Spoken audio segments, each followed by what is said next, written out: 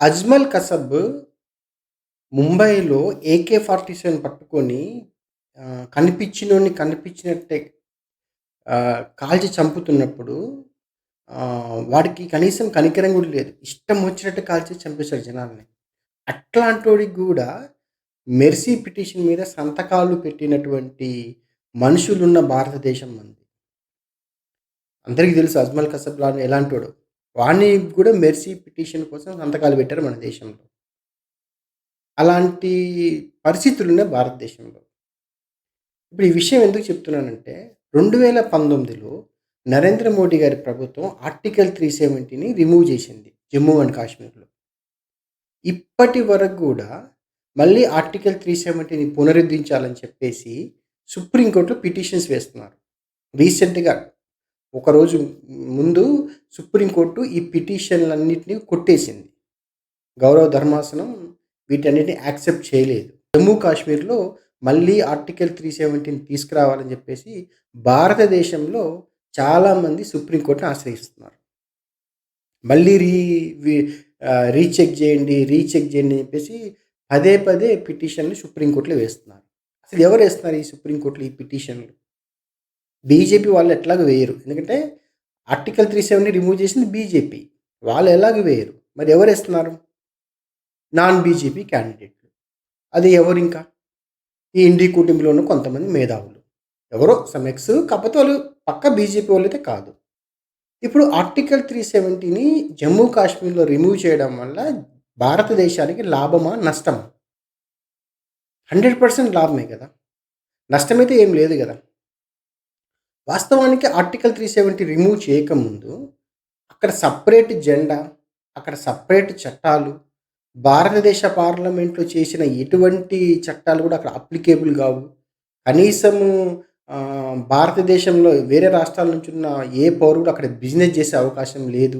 అక్కడ సొంతంగా ల్యాండ్‌లు కొనే అవకాశం లేదు. ప్లస్సు ప్రెసిడెంట్ రూల్ కూడా ఇంప్లిమెంట్ చేయలేని పరిస్థితి అక్కడ. దీని ద్వారా అక్కడ యువతకు ఉపాధి లేక రోజుకి 500 తీసుకొని ఇండియన్ ఆర్మీ మీద రాళ్ళేపిచ్చే కొన్ని సంస్థలు కూడా పుట్టుకొచ్చాయి అక్కడ. అటువంటి సిట్యుయేషన్ ఉన్న జమ్మూ కాశ్మీర్‌లో ఆర్టికల్ 370 రిమూవ్ చేస్తే ఇప్పుడు అక్కడ టూరిజం డెవలప్ అయితుంది.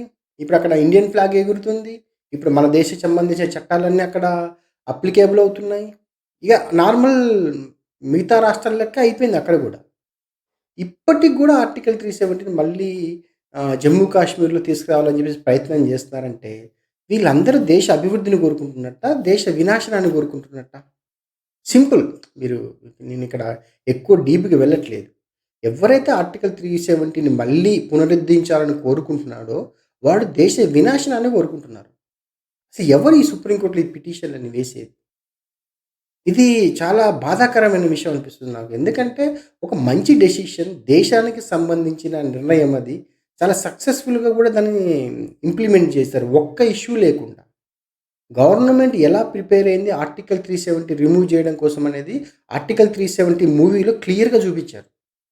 అసలు పాసిబిలిటీస్ లేవు ఆర్టికల్ 370 రిమూవ్ చేయడం కోసం. వాళ్ళు చాలా ఆర్&డి చేసి, రిసర్చ్ చేసి ఫైనల్‌గా ఆర్టికల్ 370 రిమూవ్ చేయడం కోసం నానా ఇబ్బందులు పడ్డారు. అంత కష్టపడి వాళ్ళు బిల్ పట్టుకొచ్చి పాస్ చేసి జమ్మూ కాశ్మీర్‌లో ఒక మంచి ఆహ్, వాతావరణాన్ని క్రియేట్ చేస్తే, దానిని మళ్ళీ పునరుద్ధరించాలని కోరుకోవడం అనేది వాళ్ళెంత అజ్ఞానులో అర్థమైపోతుంది. ఇదా కోరుకునేది దేశంలో? ఈళ్ళా దేశ భవిష్యత్తుని ముందు ముందు ఏ విధంగా తీసుకుపోతారో మనకు అర్థమైపోతాయి ఇలాంటోళ్ళ వల్ల. దేశం మంచిగుండాలని చెప్పేసి ఆలోచించేవాడెవడు గూడా ఇలాంటి పనికిమాలిన పనులు జేయడు. ఆర్టికల్ 370 ఆల్రెడీ రిమూవ్ చేశారు. అది ఇంపాసిబుల్ మళ్ళీ పునరుద్ధరించడం. కానీ ఈ పిటిషన్‌లు వేయడం వల్ల ఏం ప్రతిసారి సుప్రీం కోర్టు గడప తొక్కడం వల్ల వాళ్ళకే ఇబ్బంది తప్ప ఏం లేదు. ఇది కాంగ్రెస్ యొక్క నాన్ బీజేపీ అంటే కాంగ్రెస్ అనుకోవాలి. ఇండీ కూటమి గావచ్చు, కాంగ్రెసులు గావచ్చు, కమ్యూనిస్టులే గావచ్చు, ఎవరైనా గావచ్చు. ఇది వాళ్ళ వెర్షన్. ఇది ఒక్క సింపుల్ ఉదాహరణ. వాళ్ళు దేశం యొక్క భవిష్యత్తుని ఏ విధంగా ఉండాలో కోరుకుంటున్నారు. ఇట్లాంటోళ్ళు మన దేశంలో తయారయ్యారు. మన దురదృష్టం అది.